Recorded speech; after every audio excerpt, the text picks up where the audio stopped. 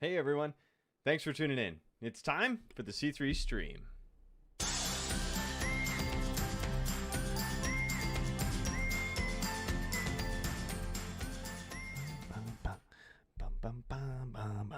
I love that music. That's a fun one.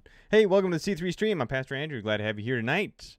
It is Tuesday night teaching time, guys, and we are rocking and rolling. Guess what? Tonight we are getting into the New Testament. Whoop, whoop. So glad to have you here on Tuesday nights. We do Tuesday night teaching for the next hour or so. We are traveling through the biblical story. COVID's made the opportunity for a lot of new and exciting opportunities, like, for example, figuring out how to stream and taking some teaching platforms and move them into your hands for convenience, accessibility, and availability. So whether you are joining us for the first time, if you are joining us for the first time, you can actually go back and watch the previous videos. We are in a series called See Through the Scriptures. We're well into it. We have covered the entire of the Old Testament. This is a 30,000-foot high-level look at the Bible. That's what we've been doing. Coming up in the fall, very excited. In the fall, we are going to be taking a little bit more intentionality. We're going to be slowing down the pace and be doing something similar to this. We're going to be using a comparable curriculum from the same publishing house and taking an entire year to go through the Bible, again, in that biblical narrative kind of format, looking at timelines, looking at themes, looking at persons and characters. We're just going to slow it down. What we are doing right now in 8-10 weeks, we're going to take an entire year to do coming up in the fall. We're going to change it up as we go. We'll do a section of units, and then we'll take a breather, and then we'll do another section of units. So that's coming up in the fall. Get excited for that.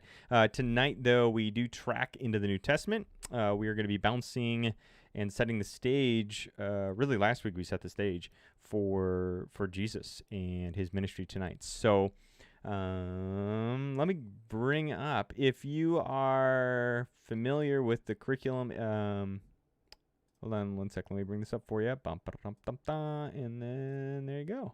Sweet. Nope, that's not what I wanted, but it's close to what I wanted. Let's take that off. There we go. Okay, coolio.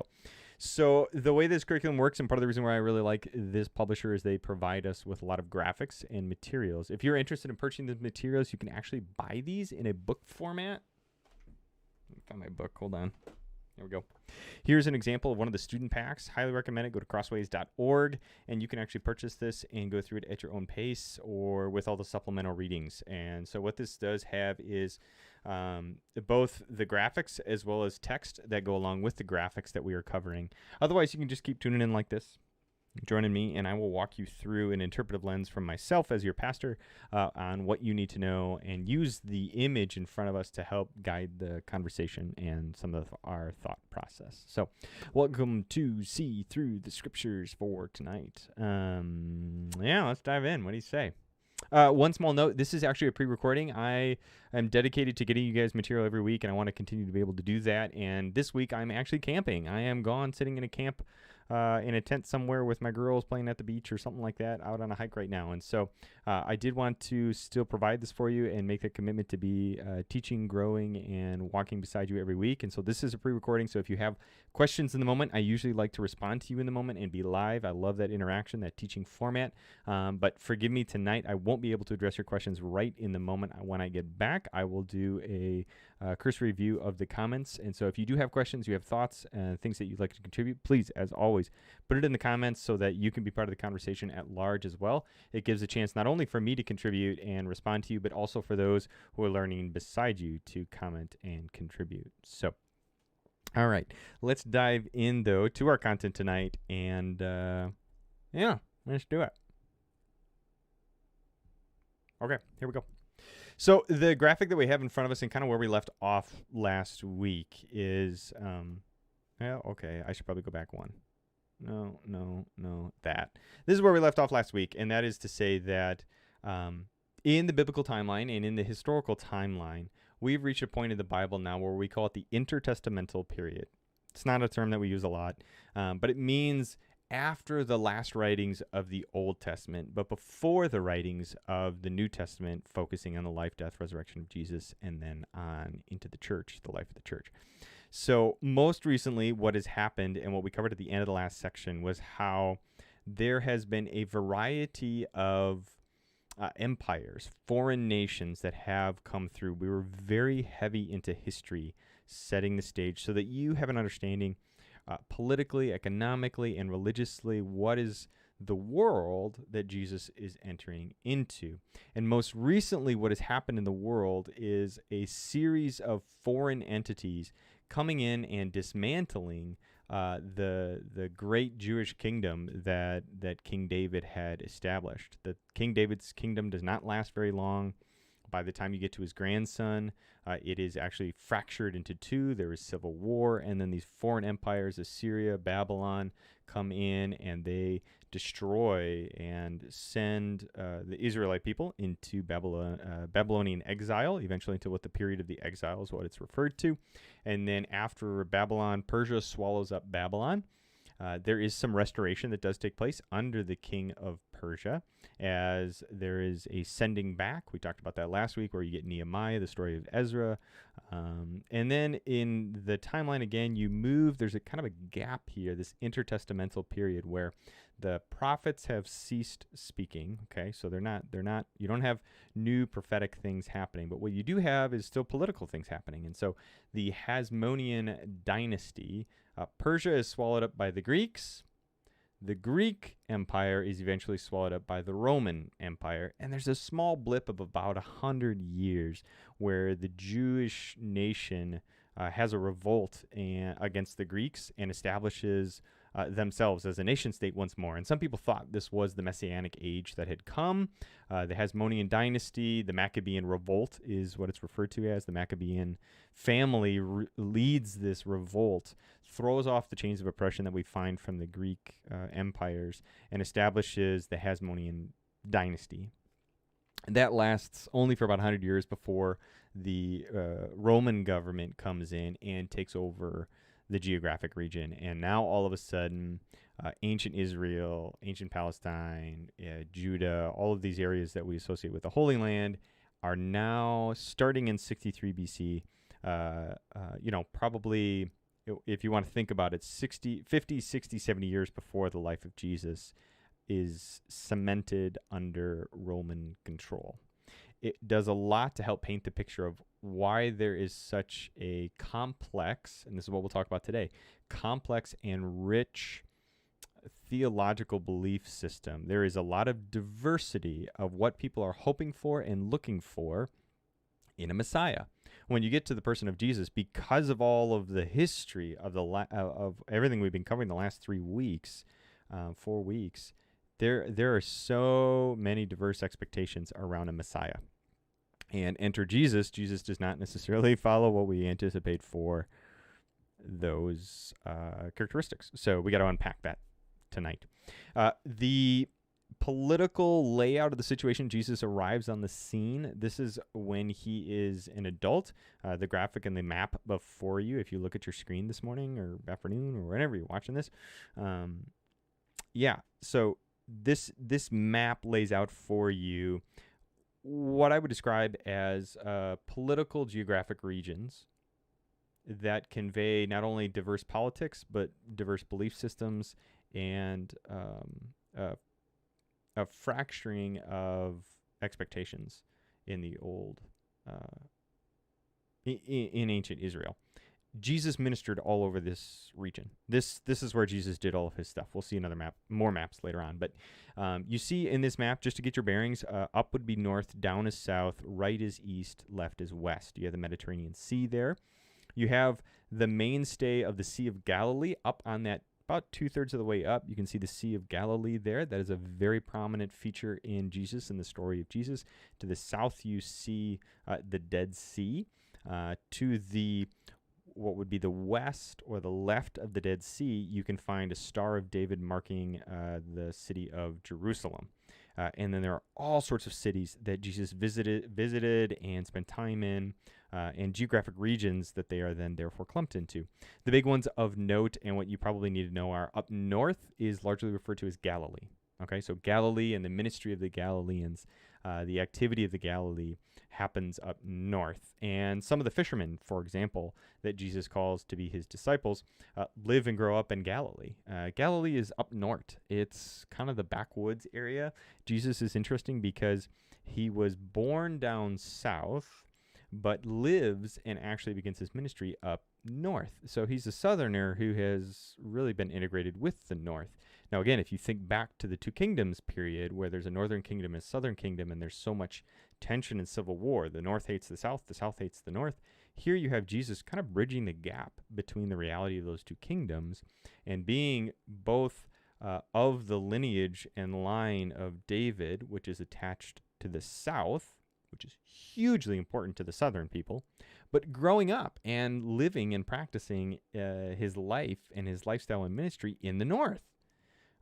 Fascinating, right? I mean, if you think about that, the value sets of the north are reinforced in Jesus, but so also is his connection to the south and the line of David.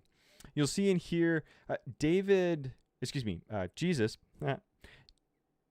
when he kind of comes on the scene as an adult, there are a few different political players at hand that the Bible talks about, and it can be very, very confusing very quickly. When Jesus is born, there's a famous story of a guy named Herod. Okay, Herod is a popular name if you are familiar with the biblical narrative or any of the biblical stories. It's one that you'll bump into quickly, is King Herod. Okay, and he's not only popular and well known within the context of Christianity and Judaism, but even on a world history scale. Herod is a fascinating historical character that was really immersed and dovetails so beautifully within our Christian faith because of the way in which he is popularized and well known on a grand historical world level. He was in control of this larger area under the Romans. He was king of the Jews, ironically, while not being accepted by his own people. He was from way down south. If you look way on that map down there, Eudemia, that is the Roman terminology for that area, and King Herod came from that area, and Rome pretty much put Herod in charge of the Jewish nation, even though he had kind of mixed bag bloodlines in history. Herod had some Jewish blood in him. He had some other blood in him. He was what was referred to as an Edomite, which is going back into the Old Testament, by the way. And so his own people didn't like him. But Rome liked him, and he was educated in Rome, actually. He went and spent time in Rome, made friends in Rome, and that's why they put him in charge. Rome believed that they could trust King Herod to develop this land. He was what's it called when they take a wealthy person's like son or daughter, and he's a hostage, basically. He was a hostage in Rome, but he was educated in Rome, and so the Romans sent him back to be the puppet king in the area. Eventually, Herod dies, and this is recorded in the biblical narrative as well, and disperses his power in his kingdom among his sons. You can see here that the green, for example, Galilee and Perea, go under Herod Antipas, which is one of his sons. Jesus, when he's on trial, has some interactions with him.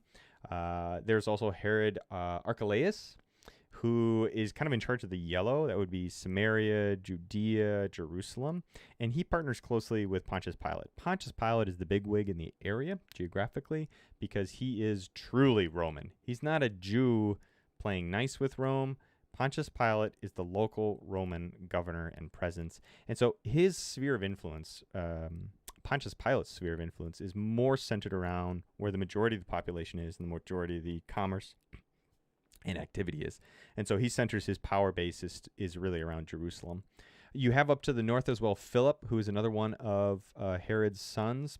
He gets some geographic influence, and he kind of rules up north as well. And then you have this other area called the Decapolis. The Decapolis is interesting because it's a total mixed bag. There's no really definitive ruler.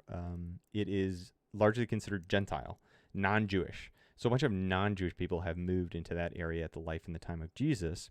This is interesting because Jesus actually spends time with non-Jews. In fact, there are stories and examples in the Gospels where Jesus will travel across the Sea of Galilee, for example, and he will go to an area of the Decapolis and interact with a demon-possessed man and cast him into a bunch of pigs. Now, pigs in Jewish tradition and thought and law, theology, are unclean. You're not supposed to interact with them. It's this big to do in one of the biblical stories, and it's like, how does that even work? Why are there a bunch of Jews watching pigs? It's because they're not Jewish. They are living in the Decapolis, and they are Gentile. All this to say, Jesus and his ministry as an adult man happens and is experienced in a very diverse, politically, ethnically, socially, economically, linguistically diverse environment. Okay? You're going to have certain expectations laid upon Jesus in the Gospels according to whatever town he's hanging out with. So when he's in Capernaum, up north in Galilee, okay, look on the map, you can find it if you go to the Sea of Galilee. There's a little town there called Capernaum. I've been there. It's beautiful. That was lived by, that's where Peter, the disciple Peter, lived and came from Capernaum, we believe. His mom lived in Capernaum. So that's all Jewish. That's all them Jews. Yeah, his mom's house is there. They think they found it. Anyways, Peter is an example of a Jewish guy who has no education, really. He's just a fisherman. But that Jesus shows up, and he's a Jewish man who's a fisherman, and Jesus calls him to be one of his disciples. Peter reflects the culture, the values, and through his questions and interactions with Jesus in the Bible that we have recorded, it makes sense that Peter was one of these Galilean fishermen. Like, yeah, he fits that. And when you think about where Jesus met him and where Jesus did his ministry, it makes sense, okay? The reason I'm dwelling on this and spending some time is to help you see the landscape of where Jesus actually did his life and ministry. Most people don't even know. Like, you just kind of have this idea in your head that Jesus hung out in some sandy, dusty desert place and did stuff in Israel. And when we pause and we consider, it actually can enrich the way that we read the stories and make a lot more sense. So there you go. That's a snapshot for you of kind of the landscape at the time. The power base is to the south.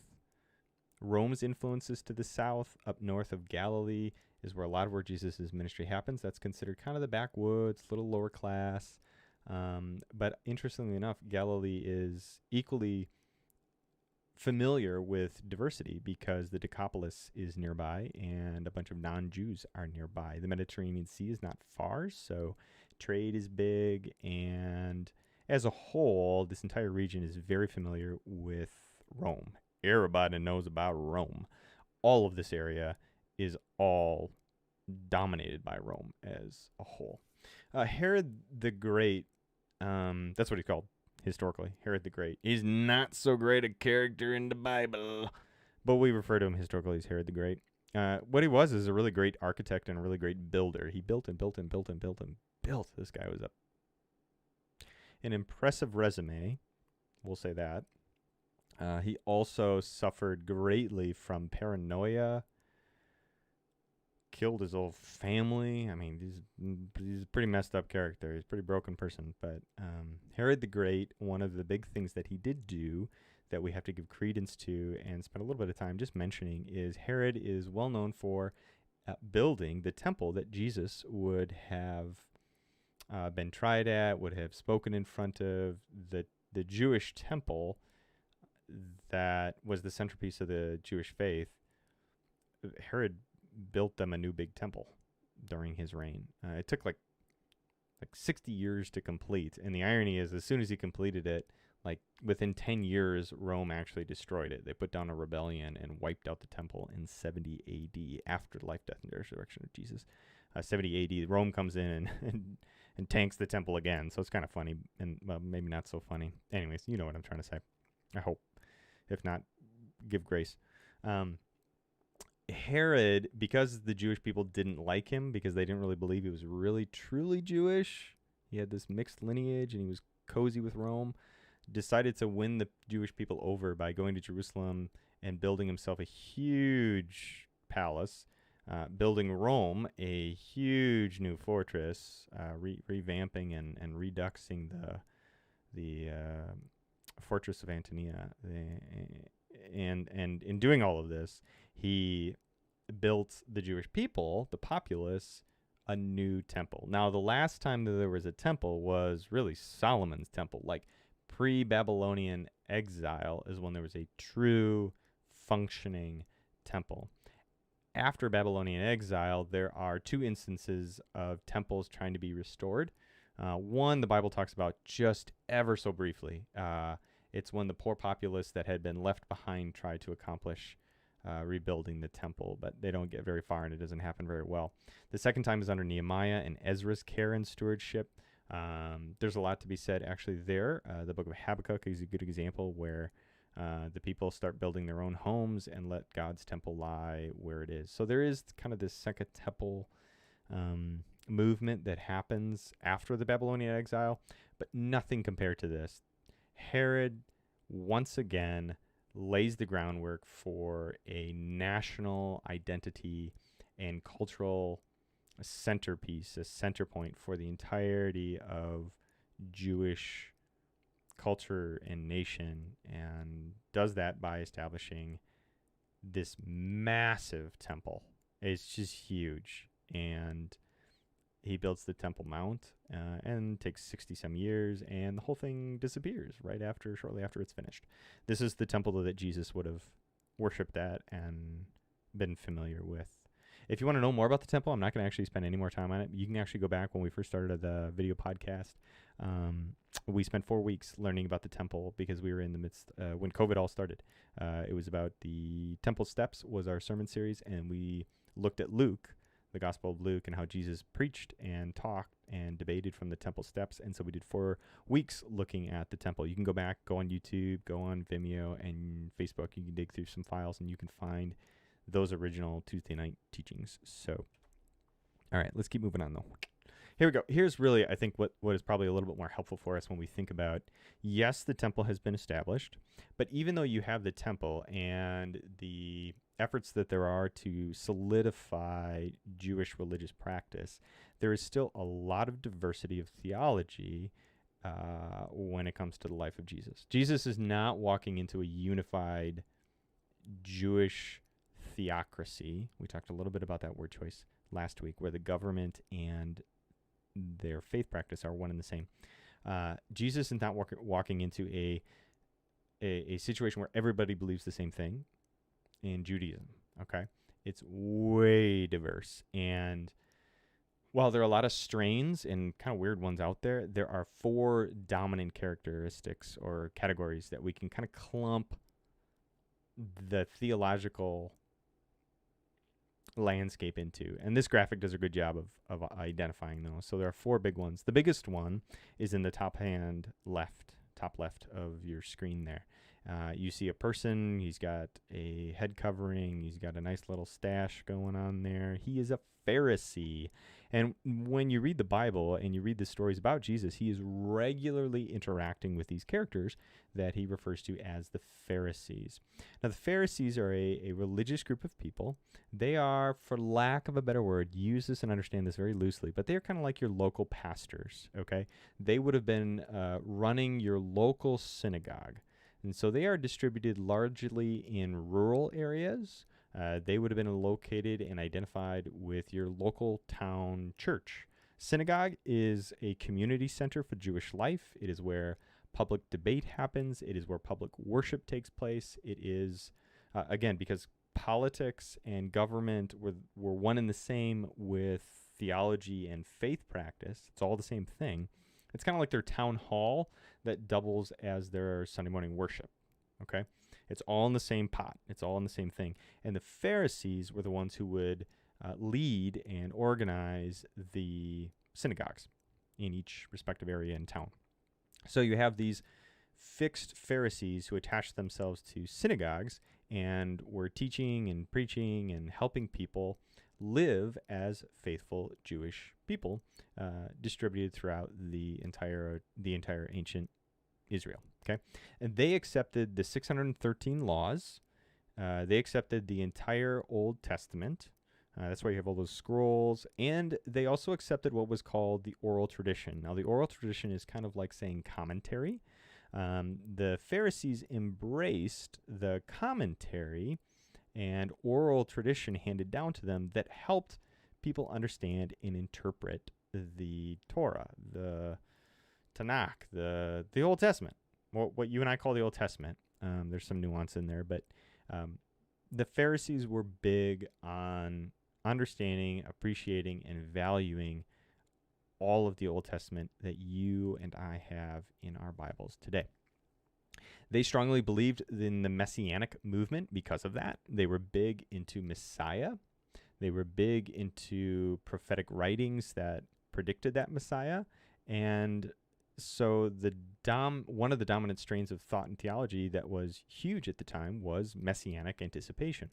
Because you have all these Pharisees in your local town who's like, yeah, the Messiah's coming, people. We got to get faithful. We got to follow the laws. You got to be a faithful Jew. And the Messiah will come back, and the Messiah will reestablish ancient Israel as the kingdom of God. The kingdom of David will be restored. And so that's why you have those arrows there all pointing to that little ancient Israel snapshot there. That's a little map there. The idea was that when God's Messiah comes, he will gather from the far-flung empires of before the Jewish nations, that from all over the world, when the Messiah comes, God will bring back the Jewish people.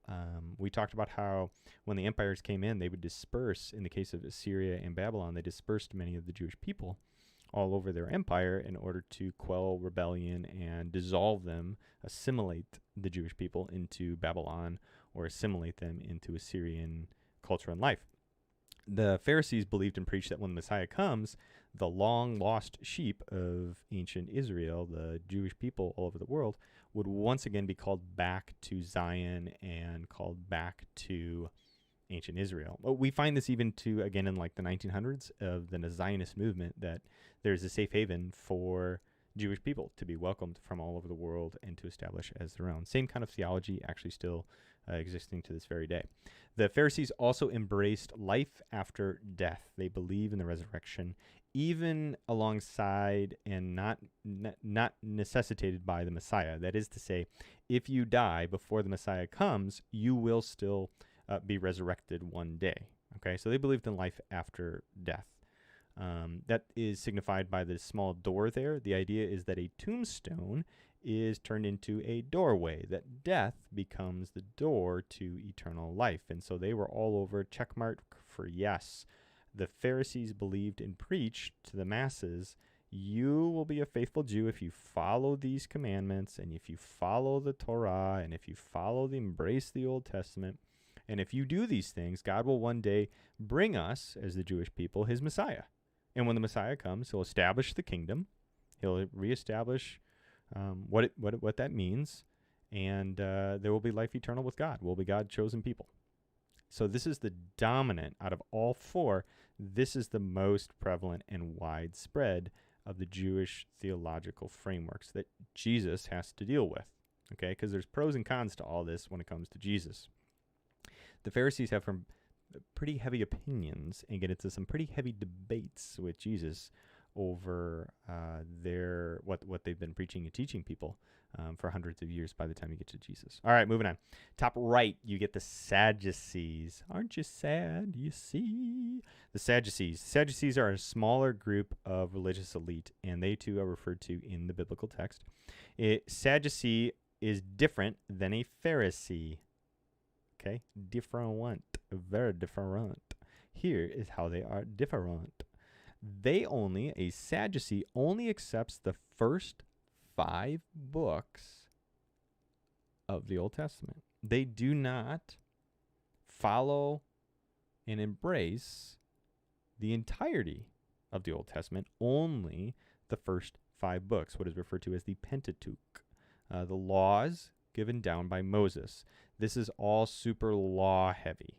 Okay, so the Sadducees are all about following very prescriptive laws, and specifically temple practice. Okay, so the Sadducees and their power base is in Jerusalem. They live and operate the temple.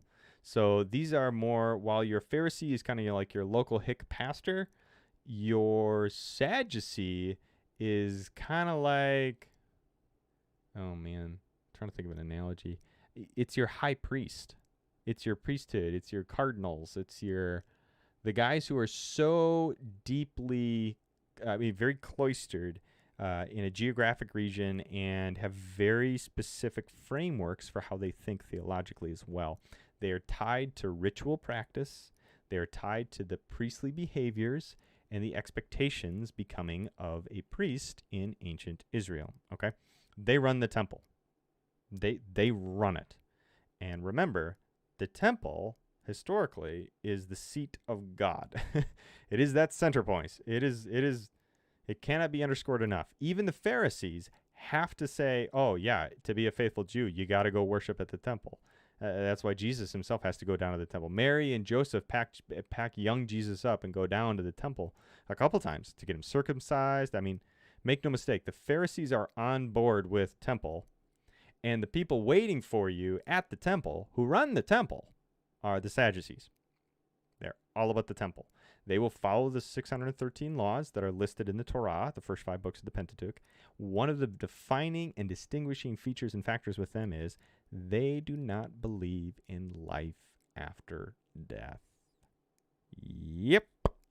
Because they are so focused on the first 5 books of the Old Testament and do not give credence to the rest, their focus and entire energy is poured into the stewardship of the temple.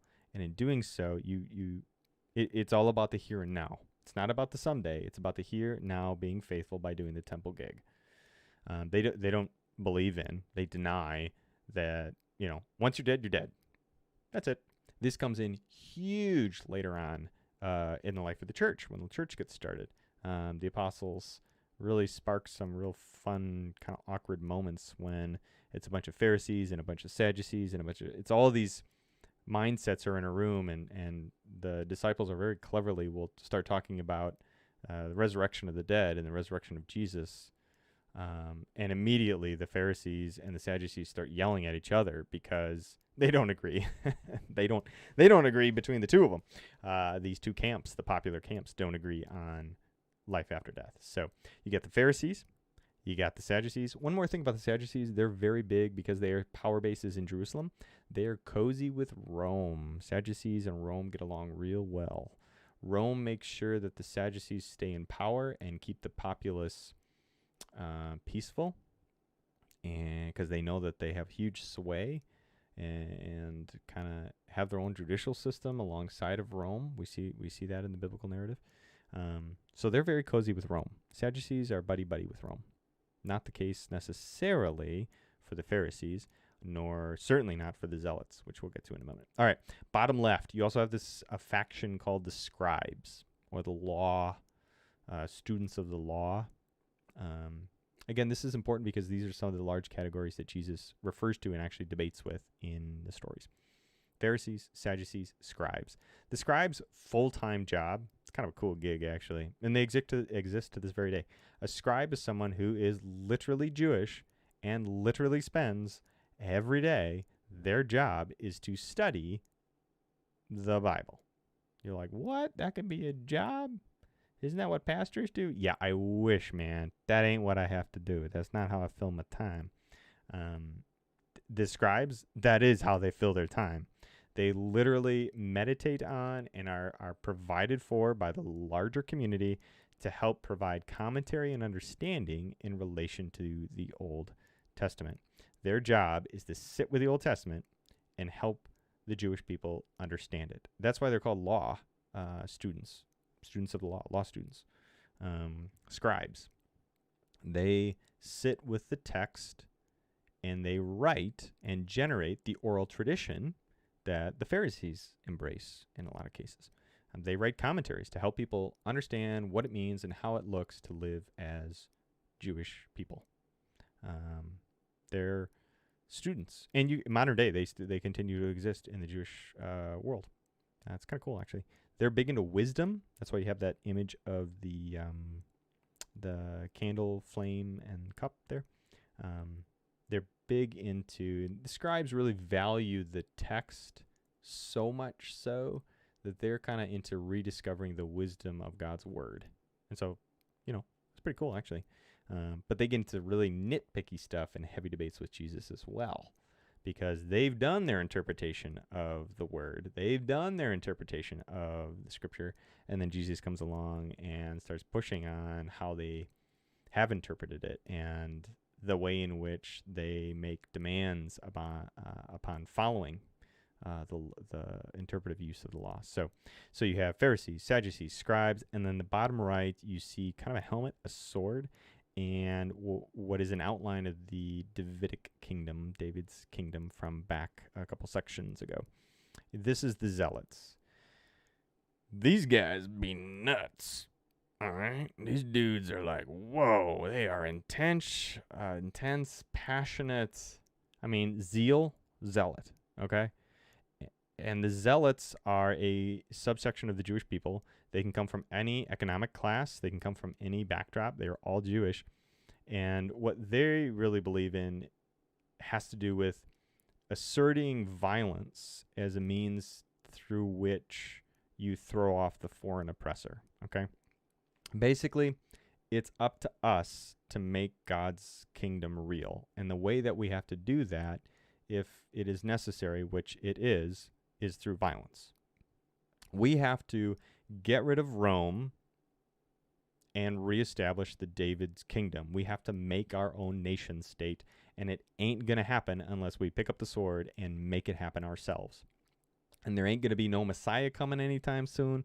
There's not going to be any of God's kingdom or God's will be done until we go through the sacrificial process of throwing off the chains of the oppressor. So, time to establish the kingdom. Pick up your sword. Let's take out Rome and anybody else in our way.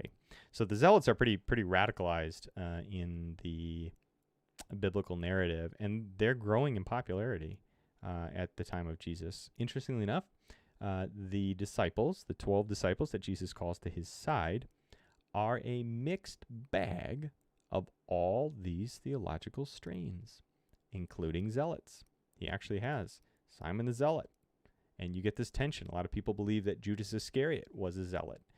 You get this tension going on where Jesus is bringing together and subverting the expectations of all these dominant strains of theology. All of these strains of theology ascribe to one God, Yahweh, national identity and what it means to be culturally Jewish. There's variances of belief in what that looks like and means, but make no mistake, Jewish is still Jewish, and God's chosen people are still God's chosen people. And if you're one of God's chosen people, you are in. You are part of God's chosen people. And so there's still a very strong nationalistic identity coursing through the veins of all these theologies. And lastly, the centrality of the Torah, or the law, the centrality of following God's covenant commandments. God told us to live a certain way to establish his kingdom. This is how God's people should live. And all of the people agree with that. They kind of disagree on how to bring it about and what the emphasis is, right? So the Sadducees would emphasize temple practice. The Pharisees would emphasize living out the biblical Old Testament practices and stories. The scribes would emphasize just studying and wisdom that comes through the scriptures. And the Zealots would emphasize a governmental nation state. That everyone's got a different emphasis, but everyone kind of agrees on the centrality of law and therefore the framework. So, all right, it doesn't surprise us then that because there are diverse theological frameworks, there are therefore diverse expectations around a Messiah or messianic figure. Again, this is really important when it comes to Jesus. You'll see why, because he blows all this up. That's why. Each of those, the theological landscape is so distinct that each of those groups are going to lend themselves towards certain expectations of a Messiah.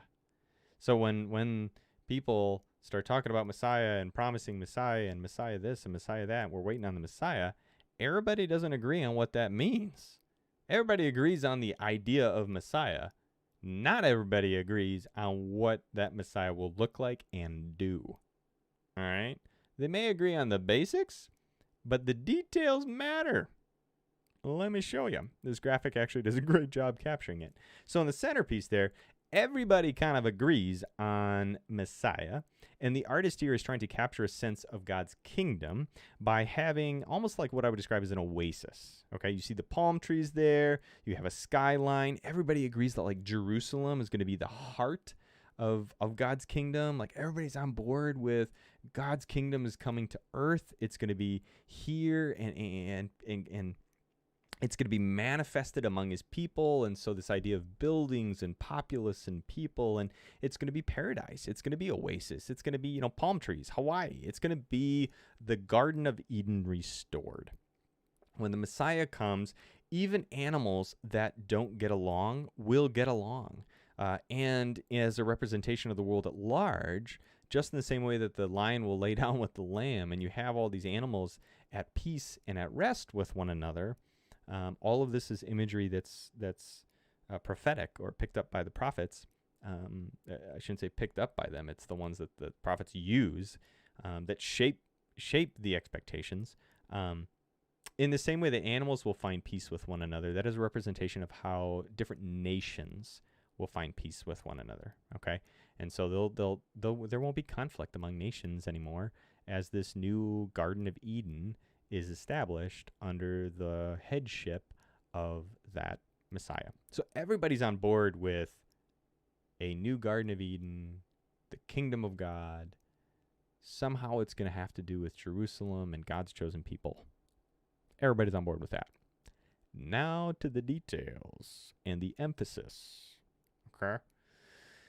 Just like you have 4 dominant theological frameworks, you have here 4 dominant messianic expectations. Again, these are broad brushstrokes, but they're helpful and useful for our purposes. Top left, you have a crown and kind of our symbol for wisdom again, that candle, and then fertility. The idea here is picking up on the legacy of the line of David, that the Messiah will be the person who embodies the wisdom and the heart of David. He comes from the line of David, has himself attached to the heritage and legacy of David. It's all about king and a King David, okay? And so for a lot of people, when they think Messiah, they think it's another King David. It's King David come back. It's the king that was promised to David made real and made flesh. And just like things were prosperous and bountiful and fertile and everything was pretty chummy, it's kind of like looking back, the Jewish people really look at King David as the golden years, right? That's kind of the reputation that it has. The same would be true when you think of this messianic framework, that when you think of the Messiah, it's the king come back, God's kingdom made real under that king, and it's the golden years once again. Okay? Make Israel great once again. Type 5 to it. Okay? So that's kind of one of the big emphasis then. It's all about king and kingdoms and that Messiah being that Davidic king. Move over to the top right and you get another allusion to another part of the biblical story. This has to do with the prophetic movement attached to the Isaiah. So Isaiah does a lot of predictions about a Messiah, and so Isaiah keeps popping up over and over again and has a lot of emphasis in messianic expectations. The prophet Isaiah, the book Isaiah. One of the big things that he does is he talks about how God will rent asunder the heavens and come down to live with his people himself. Okay? This is Emmanuel, God with us. We say that every Christmas, right? This is very incarnational in its framework. The idea is God will come to his people. He will rip the heavens open and come to be with his people. And that's what the symbol here is connotating. The clouds will part, and that's our symbol for God again. A circle with arrows going outward. That's trying to capture the idea that God is perfect, being a circle, and yet he is constantly pouring himself out for the sake and the well-being of others. That's God's character, right? So God will himself come down and establish that kingdom, and the God is Messiah. Messiah is God. God and Messiah are one in the same. God is the Messiah. And so like Davidic language and the idea of humanity being involved in this is a little bit more distant, okay? The expectation here is God the Father in a supernatural way, more along the lines of like historically like tabernacle, where a giant pillar of fire came down, more along the lines of Moses going up to the mountain and God interacting with his people directly. That's the vibe here. God establishes his kingdom himself and dwells with his people. And there will be abundance and fertility, and there will be provision. That's why you got the grain going on there. That it will be golden years, and things will be well again.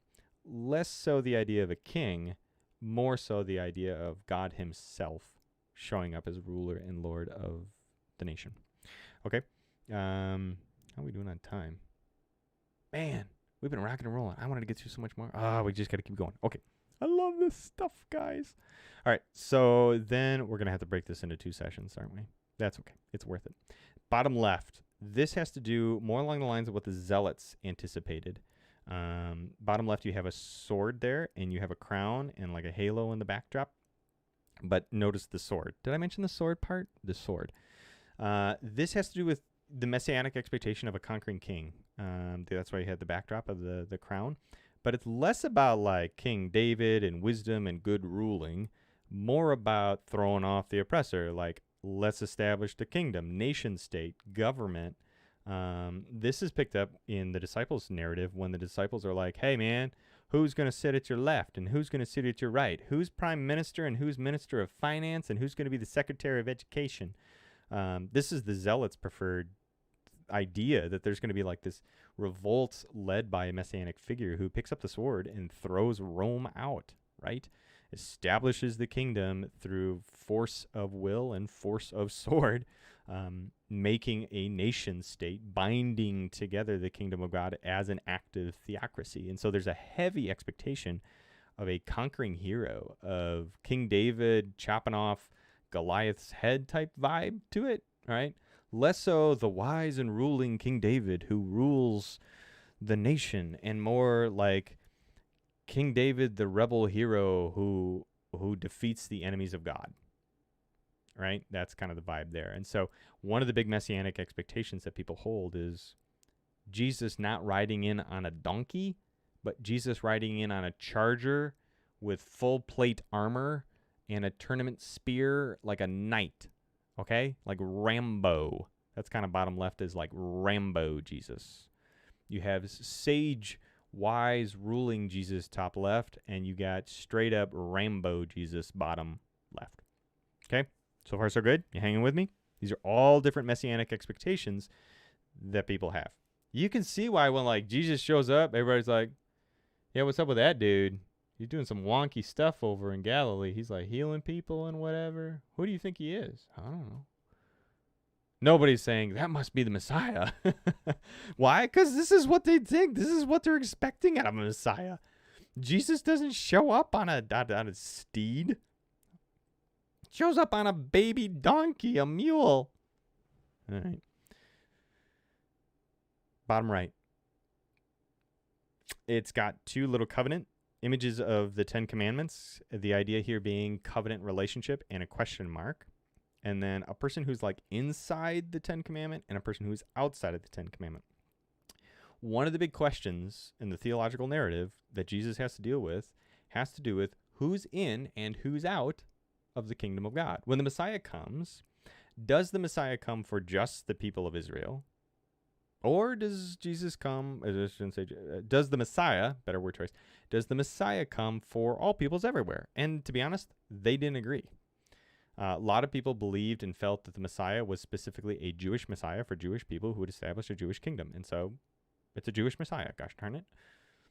Other people said, no. The Jewish Messiah will be a blessing to all the nations, and all the nations will one day bow to that Messiah. And in doing so, we should embrace our Gentile or non-Jew brothers and sisters. The Messiah will welcome and convert the non-Jew to Judaism. Oh, make no mistake, they can't stay Gentile. Let's be clear here. They can't keep doing what they're doing. They will just simply wake up and they will go and convert and now live inside the covenant relationship and become Jewish. That the whole world will become Jewish by conversion type kind of frame of thought. Again, broad brushstroke, pretty exaggeration there, but you get the idea. There's a tension going on what the Messiah's role is in relation to the Jewish people over and against the Gentile people. Will he interact with Gentiles? Is he for Gentiles? Is he against Gentiles? What's up with the non-Jews? And are they in or out? Are they part of the kingdom or not? It's It's almost like the popular strain of thought was Jews are preferred and the Gentiles will benefit because the Jews benefit. Like the kingdom of God, the oasis will happen, and as a result, everybody benefits. That was kind of the prevailing thought overarching, is that everybody wins when this Messiah comes back, even the non-Jews, by virtue of how awesome and incredible the Messiah is in his own person. All right. How are we rocking right now? You guys hanging with me? We're covering ground. We've been rolling for 50 minutes. Oh, man. Look at this. I was audacious enough to think that we could get through the entire Gospel of Mark in addition to this. Oh, I don't know if we can do that. Do you want to try in 10 minutes? Could be fun. Yeah, let's do it. Okay, we'll see how far we get. So, Jesus shows up on the scene with that super complex theological landscape. You got Pharisees, you got Sadducees, you got Zealots, you got scribes, you got all these messianic expectations. And all of a sudden, you got this dude up north from Galilee, born in Bethlehem down south, who starts running around and doing some crazy, wonky stuff, catching people's attention. This graphic captures, in a really great way, the Gospel of Mark. Mark is the shortest of the Gospels. We did a series. I'd encourage you to go back after we did the temple. We did a 4 weeks on the 4 Gospels, 1 Gospel per week. I'd encourage you to go back and listen to those to get a better sense of the Gospels. But this specific illustration is focused on the Gospel of Mark, okay? And in the Gospel of Mark, the opening lines of the Gospel of Mark tell you exactly what the Gospel of Mark is about. It's about, first off, it claims that this is the story and the good news of Jesus Christ, Jesus the Messiah. So it makes the bold claim that Jesus is in fact the Messiah. Jesus Christ. Christ is the Greek word more or less for Messiah. It means anointed, which in Hebrew, Messiah means anointed. Make sense? Correlating word. So if A equals B, B equals C, then A equals C kind of thing. Messiah, Christ. So Christ is actually a title. It's not a name. His name is Jesus. Christ means Jesus, the promised Messiah. So when you say Jesus Christ, you are saying, yeah, Jesus is that promised Old Testament legacy. He is the one that God has been orienting all of history towards. He's the Messiah. And so Mark begins with that bold claim of saying, look, he's the Messiah. Let me show you how he is the Messiah. And then that's exactly what Mark does. Mark goes through the process by which Jesus reveals how he subverts all of our expectations around the Messiah and is still the Messiah. Mark addresses everything that we just talked about and says, yeah, these are all, he debunks the 4 popular frameworks for Messiah and says, this is what a real Messiah is. And this is how he does it. You can see here on the map, let's start with the upper left hand. You can see some arrows, and you can see the predominant area that Jesus ministers in. He predominantly ministers in Galilee. Each of the 4 Gospels gives us a little bit different perspective and varies in the details, but the larger narrative is what we're concerned with. In the larger narrative, we see that Jesus moves both north and he moves both south. And as he does this, he does a variety of miracles and starts calling people to himself. That in and of itself is kind of odd. In ancient practices, the student would go and ask permission of the teacher. The student would seek the teacher out and choose the teacher. You'd hear of a famous teacher. You would go and you would interview with the teacher and say, would you please take me on as a student? Jesus flips that on its head, and as the teacher goes out and calls his disciples, saying, come follow me, come follow me, come follow me. And he gathers around himself this incredibly diverse group of people. Again, addressing the full theological, economic, political landscape at hand. Jesus does that, in essence, through the microcosm of his 12 disciples. Jesus, first off, as you kind of navigate this graphic, if you will, let's talk about his baptism. Because one of the big things that happens is Jesus gets baptized. That is down south in the Jordan River by John the Baptist. The graphic captures an essence of that baptismal experience in the top right-hand side, right? So yeah. Top right-hand side where you see a dove and a water droplet. You see a kneeling person and a crown. All right. This is loaded in Mark's gospel with allusions to what we talked about in the Old Testament. Mark is trying to show us the connection to the Messiah and understanding the Messiah correctly. When Jesus is baptized by John, Jesus gets baptized. There's a lot of complex theology to that. We could talk about that some other day. But the important things I want you to know are, one, the heavens are rent asunder. Just like out of Isaiah, like straight out of it. Heavens are rent asunder. The heavens open, it says, and God's voice speaks, and a dove descends upon Jesus. The Spirit descends in the form of a dove upon the person of Christ. And this is basically saying this is the fulfillment of that messianic expectation of God rending the heavens, ripping the heavens open, and being manifest with his people. And so God rips the heavens open and says, this is me. I am here. This is the incarnation. I am dwelling with my people. I have ripped apart the heavens to dwell and be with you in the person of Jesus Christ. Jesus, my anointed one. And so there's very heavy messianic incarnational pieces here. It's huge. It's the fulfillment of the Isaiah prophecy. And in doing so, when that voice speaks, he says, this is my beloved son with whom I am well pleased. Okay? And that is fascinating on a twofold level. One, because there's an allusion there to kingship. Those specific words are really important. This is my beloved. That comes from the Psalms, and it is the coronation of a king. Whenever in the Old Testament you had David and the following kings, you would speak those words. This is my beloved. Like, this is the king. This is my beloved. This is the one set apart. This is my son. That language was intentionally chosen and would always be put forward at the coronation of a king. And so this is also addressing the kingship and the Davidic line. This is attaching Jesus to the Davidic line in the expectation of David, again, of Messiah and David. Yeah, he fits the bill. He is from the line and the lineage of David, and there's a royal coronation taking place in his baptism. It's beautiful. But then also don't miss the second part of that, which is, this is my beloved son, my servant, my son and servant with whom I am well pleased. Okay? And the use of that latter half, with whom I am well pleased, is so significant because that picks up on another one of the prophets, prophetic writings, again, Isaiah, and the suffering servant. This is basically saying, and this is why you have that form of a kneeling person, God is fulfilling the prophetic words that he placed in the Old Testament through various prophets. He is attaching Jesus to that heritage and lineage. He is incarnational, rending asunder the heavens as a testimony to this, dwelling with his people, coronating a king, establishing a king who really is from the line of David, and on top of all of that, does that in the form and the fashion of a suffering servant. That Jesus is the servant to the people, rather than this arrogant lord over the people. He is the humble servant of the people. And so he's drawing on all of this stuff, throwing all this prophecy from a variety of places in the Old Testament into a blender.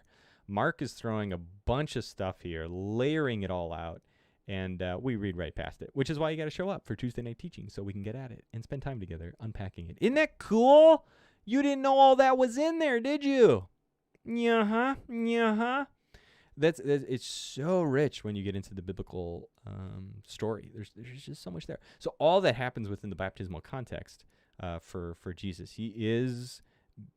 God is showing us and unveiling to us Jesus is the Messiah. And our expectations of the Messiah might be wrong, but God has a plan for this Messiah, make no mistake, and he's been trying to get us to understand it from the beginning, right?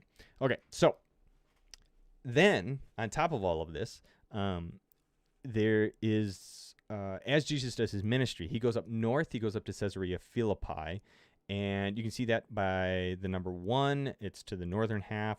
It's just to the left of the baptismal imagery. It's got a cross, 2 question marks, Caesarea Philippi. It is here that Jesus asks 2 questions of the disciples. He says, who do the people say that I am? And secondarily, who do you say that I am? And this is, again, trying to help us as readers see Jesus as the Messiah and asking the question of, like, do you really get that I am the Messiah? Do you understand that I'm the Messiah here? Like, because that's what's going on. And what's fascinating is just prior to this, Jesus did a miracle where he opened the eyes of the blind. He opens the eyes of someone who is blind, again, suggesting that we are blind to the fact that Jesus is the Messiah. Even though God has pronounced it, we have trouble changing our expectations of Messiah in relation to Jesus, even though he is truly the Messiah. And so when the question is put to us, who do the people say that I am, and who do you say that I am? The disciples respond, who do the people say that I am? They're like, yeah, people think you're a prophet. People think you're maybe like Elijah or something. Like, you're a cool dude, Jesus. The people kind of say that. And then he asks the question of, who do you say that I am? Simon Peter answers, you are the Christ, the anointed one, the Messiah, the promised, the Son of God. And Jesus is like, yep, ding, ding, ding. Got it right, bud. You did not know this in and of yourself, but it is my Father in heaven who has revealed this to you and through you. So it is also, therefore, followed by his prediction of what it looks like and what it means to be the Messiah. Jesus follows his two questions, and Peter's big explanation and moment of high top was saying, yes, you're right, I am the Messiah, and by the way, I'm going to die. I'm going to go to Jerusalem, I will be crucified. And Peter's like, no, man, that ain't the Messiah's role. That's not what a Messiah does. Messiah doesn't die. And once again, Jesus is like facepalm to the, he's like, come on, guys. I'm trying to get you to understand that your expectation as Messiah is not what I'm moving with here, guys. We got a lot of work to do. And so Jesus goes through the process then of predicting 3 different times his death. And he's walking patiently with the disciples, helping to peel back their expectations and their frameworks of what they think the Messiah should and will do. And so the first time he predicts his death is in Caesarea Philippi. He does it again in Capernaum, and then he does it down in by the River Jordan down south. And you can see that movement as he begins to move towards Jerusalem. And as he does this process, and as he goes through all of this, he starts doing more and more miracles through his ministry, showing and unveiling that he really is the Messiah. There should be no question. He doesn't fit your expectation. However, he is fitting the biblical prophetic expectation. This is why in the lower right-hand side you see a figure for Jesus. He's doing, it's like touchdown Jesus with a crown on. That's supposed to be Jesus. His hands are raised, and he is showing that he is king by the words, actions. He's showing that he is Messiah by what he's doing, and what he's doing is, first and foremost, he runs around Mark healing people. That's why you got the staff with the snake. That's a Old Testament allusion to when Moses wraps a snake around a staff, holds it up, and whenever you see it, there's a healing that takes place. And so modern medicine picks up on that same imagery. And the way Jesus kind of proves and shows and unveils that he's been doing this is by restoring sight to the blind, restoring hearing to those who are deaf, the lame walk, and the mute begin to speak. Jesus runs around restoring and healing people and their bodies and their senses. And he's like, see, this is what I'm here for. This is the Messiah's job, to heal the land, to heal the nations, and to heal the people who inhabit it. This is what Messiah means. Not conquering king with a sword. It means healing people. My actions reveal to you that I am the Messiah. More than that, even, I have command and authority over nature itself. Make no mistake, I'm not just a man walking around where God is working through me, but that I actually have power and authority over the natural forces of our world. That's why you have that image of a wave there. He calms the storms and the seas. With a whisper, he stills the storm. He walks on water. He has command and authority over heaven and earth and the nature therein. And so Jesus does these miraculous wonders not only for the sake and the well-being of people, but he establishes and reveals that he is Lord over all creation by some of the miracles he does, right? And so miracles attached to specific people that are very prophetic, because the prophets talked about these sort of things, and then also establishing himself in relation to nature itself. He's making his case by the actions in which he does that he is most certainly the promised Messiah. Okay? So he's doing this through healing. He's doing this through nature. He does this also by taking on demons. There's always been a constant battle of God versus the other gods, powers, and forces of this world. And we finally strip back all of the prostrated gods, the propped up gods that we prostrate before. That up until now, God's always been at war with other gods, so to speak, like Baal. We get that in the experience of 1st and 2nd Kings. We've talked about that. Going all the way back to Egypt. It's kind of like Pharaoh thought he was a god. It's Pharaoh versus Yahweh, right? And what Jesus does is he strips back all these false gods, and he gets at the real issue here is Satan and the demonic forces, the power of darkness, truly unmasked, if you will. And Jesus addresses this by casting out demons in the Gospel of Mark. That in the Gospel of Mark, Jesus runs around and casts out demons like crazy. The demons are represented in this image by that mask of white and black and red and black and all that sort of stuff going on. And demonic evil forces have one goal.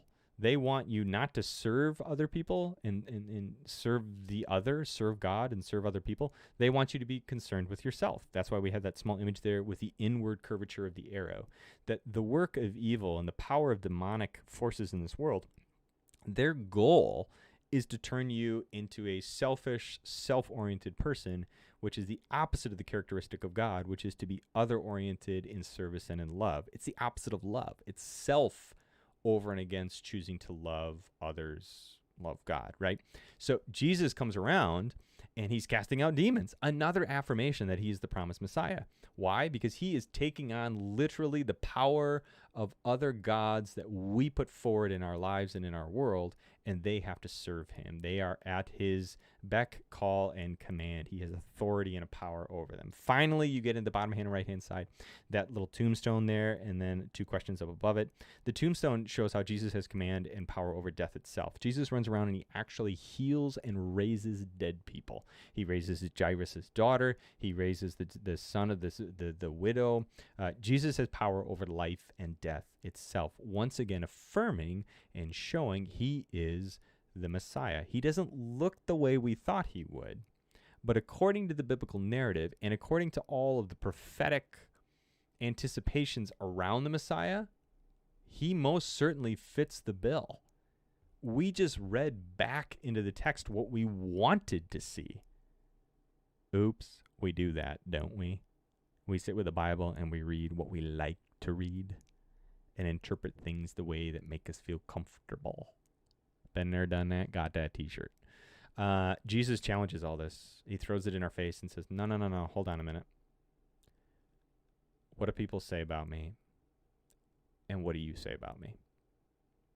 Do you think I am the Messiah? That question is put to us as a community, and it is put to us as individual people as well. And Mark is laying all this out here. This is a final image that we'll cover today.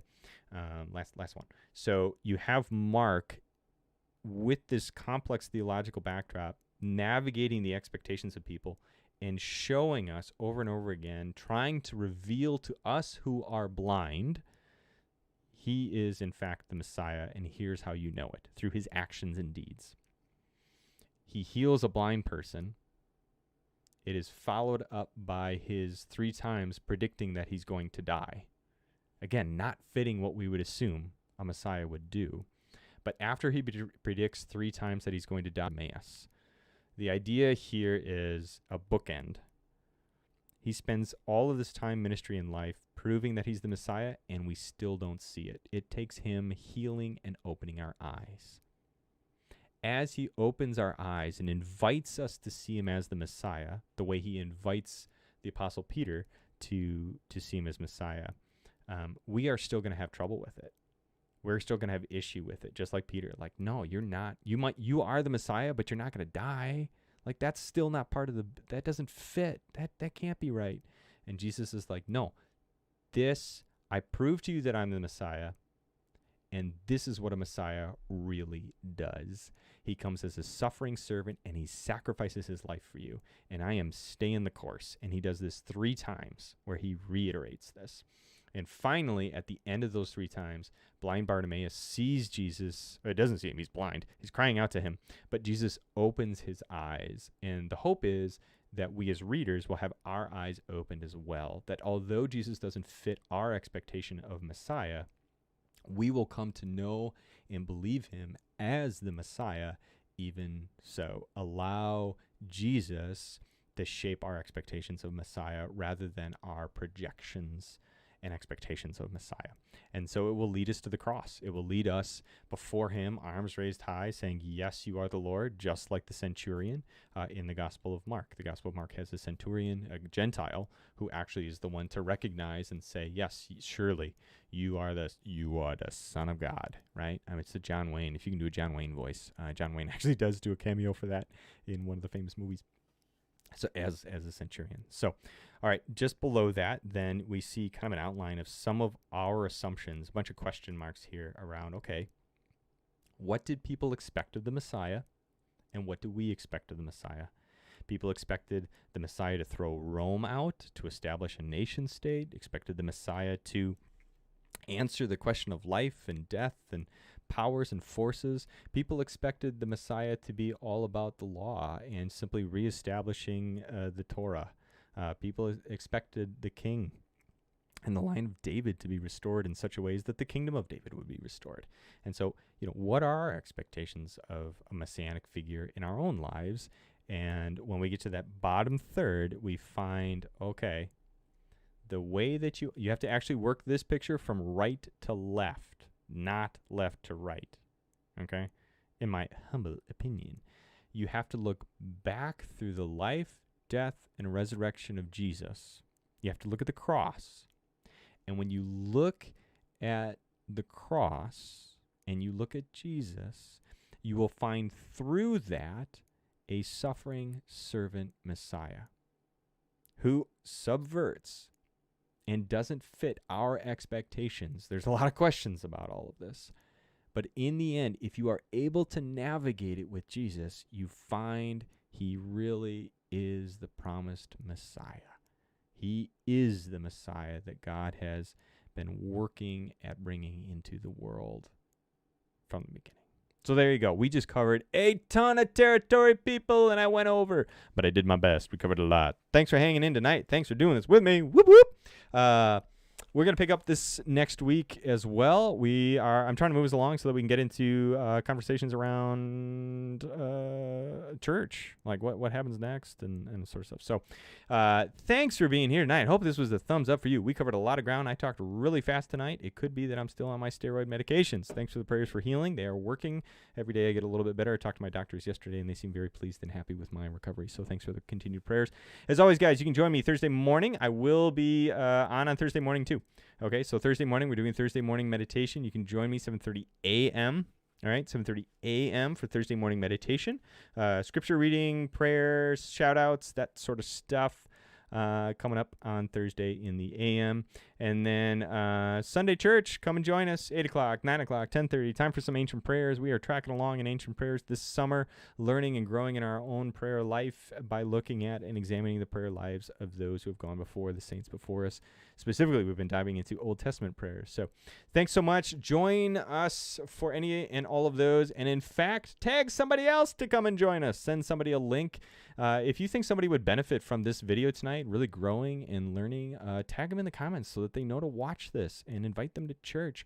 Let them know that they are loved and that you love them and that we want them to be a part of the conversation as well. So thanks for being part of the C3 stream tonight. Thanks for being here. God bless you. And we will see and talk to you all soon. Thanks for hanging out with me on the C3 stream. Pastor Andrew talking Christ.